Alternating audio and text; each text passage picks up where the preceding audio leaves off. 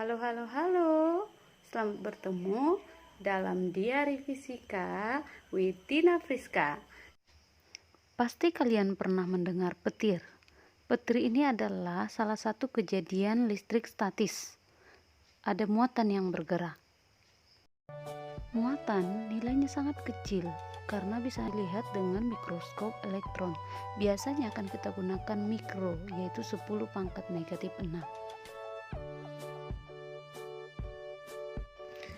Muatan terbagi dua, yang pertama muatan positif dan yang kedua muatan negatif. Timbulnya listrik terjadi karena ada muatan yang bergerak. Hal tersebut sudah dibuktikan dalam hukum Coulomb.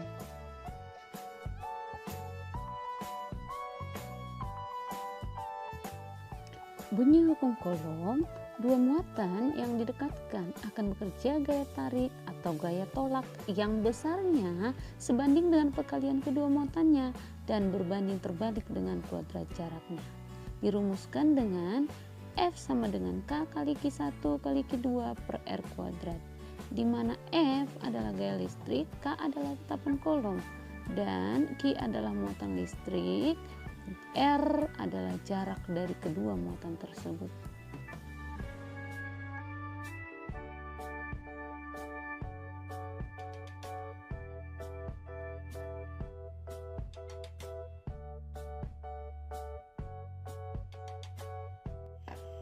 Kalau muatannya sejenis, positif dengan positif atau negatif dengan negatif, terjadi gaya tolak-menolak.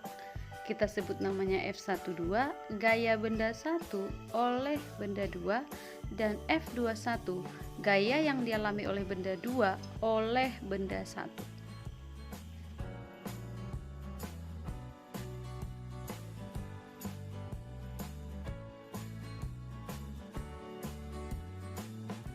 Dan apabila muatannya berbeda jenis, positif dengan negatif atau negatif dengan positif, terjadi gaya tarik, arahnya saling mendekati.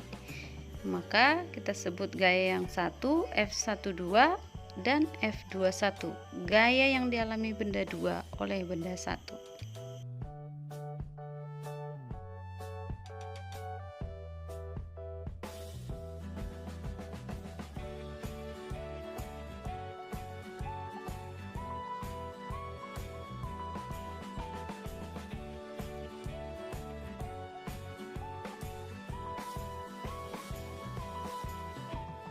Sekarang kita bahas soal berikut ya. Dua muatan A dan B berjarak 40 cm satu dengan yang lain. QA positif 16 mikrocoulomb dan B min 9 mikrocoulomb. Tentukan gaya Coulomb yang dialami oleh muatan tersebut.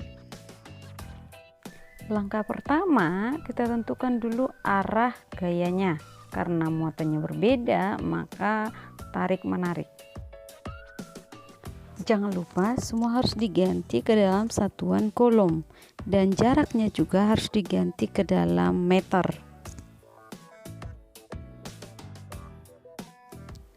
Kita tentukan FAB dengan rumus K kali QA QB per RAB kuadrat. K 9 kali 10⁻⁹, QA 16 kali 10⁻⁻⁶, QB 9 kali 10⁻⁻⁶ per 4 kali 10⁻⁻�1 kuadrat. Kita selesaikan dulu yang di bawah. 4 kuadrat 16, 10 min 1 kuadrat 10⁻⁻². Maka kita coret yang 16 dengan 16, 10⁻⁻�6 dengan 10⁻⁻², hasilnya 10⁻⁻⁴.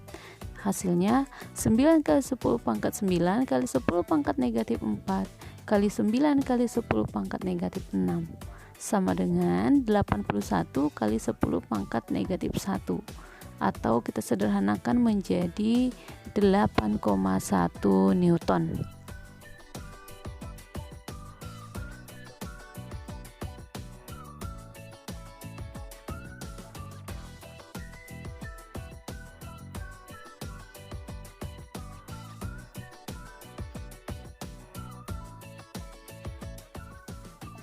Nah, bagaimana pula kalau ada 3 muatan?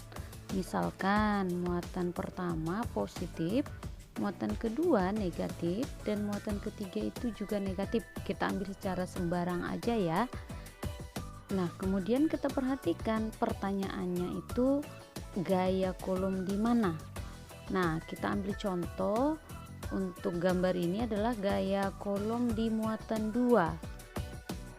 Amati muatan 1 dengan 2, muatannya berbeda jenis sehingga terjadi gaya tarik menarik. Kita tarik garis dari muatan 2 ke muatan 1 mendekati. Kita namakan F21.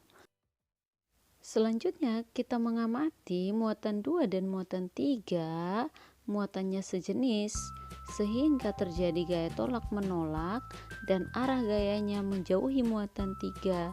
Kita sebut namanya F23. Nah, sudah kan? Amati F23 dan F21 sama-sama arahnya ke kiri. Artinya kedua gaya ini nanti kita jumlahkan. Maka disimpulkan F2 sama dengan F21 tambah F23.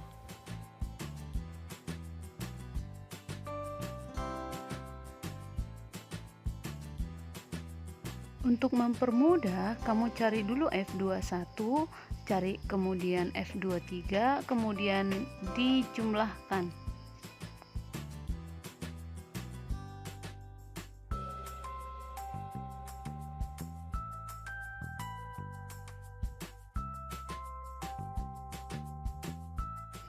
Coba analisis kenapa arahnya berbeda. Kemudian untuk menentukan F3, selalu gaya yang lebih besar dikurang gaya yang lebih kecil. Tidak melulu F32 kurang F31. Bisa juga F31 kurang F32. Alasannya karena gaya selalu mengikuti arah yang lebih besar.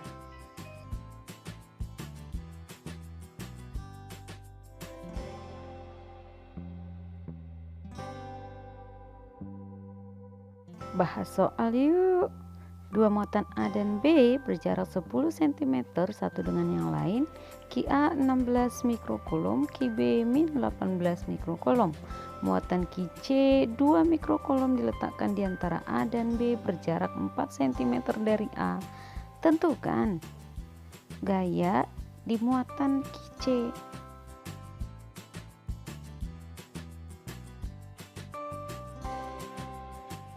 Kalau kita lukiskan seperti gambar berikut ini. Nah, muatan C berada pada jarak 4 cm dari muatan A. Nah, kita mau tentukan berapa gaya yang dialami oleh si C. Tentukan arahnya terhadap A. Karena muatannya sejenis, maka arahnya itu ke kanan menjauhi si A. Kita namakan FAC. Kemudian oleh muatan B, muatannya berbeda jenis, maka kita tentukan arahnya ke arah B, kita tarik garis dan kita sebut namanya FB. Kalau begitu, kedua-duanya akan kita jumlahkan bahwa FC sama dengan FA ditambah FB, sama-sama arahnya ke kanan. Nah, untuk nilainya perhatikan berikut ini. Gaya di C sama dengan gaya di A ditambah gaya B, sama dengan K kali QC kali QA per RA kuadrat ditambah K kali QC kali QB per RB kuadrat. Kita keluarkan variabel yang sama, yaitu K kali QC dalam kurung QA per RA kuadrat tambah QB per RB kuadrat. Nah, kita masukkan nilai K, masukkan nilai QC, QA dan RA serta QB dan RB. Maka 9 kali 2 18, 10 pangkat 9 dengan 10 pangkat min 6 hasilnya 10 pangkat 3. Dalam kurung 10 pangkat min 2 tambah setengah dikali 10 pangkat min 2. Upayakan perpangkatan harus sama untuk bisa dijumlahkan, sehingga hasil akhirnya adalah 270 Newton.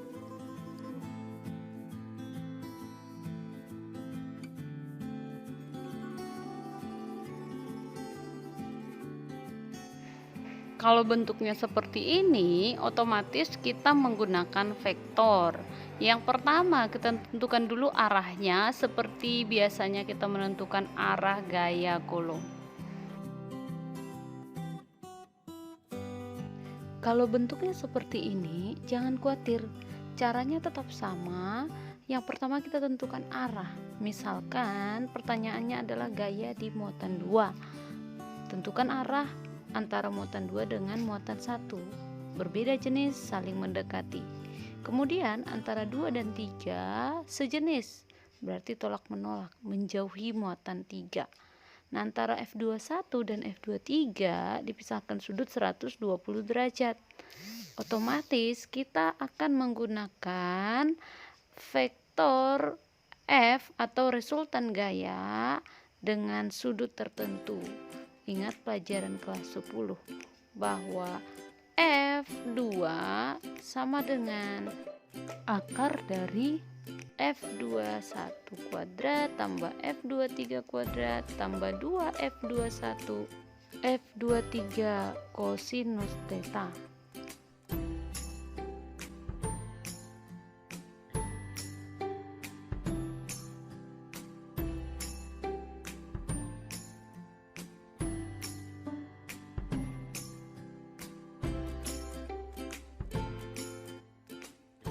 Demikian pembelajaran kita hari ini. Tetap semangat dan tetap nikmati ya pembelajaran berikutnya. Dadah.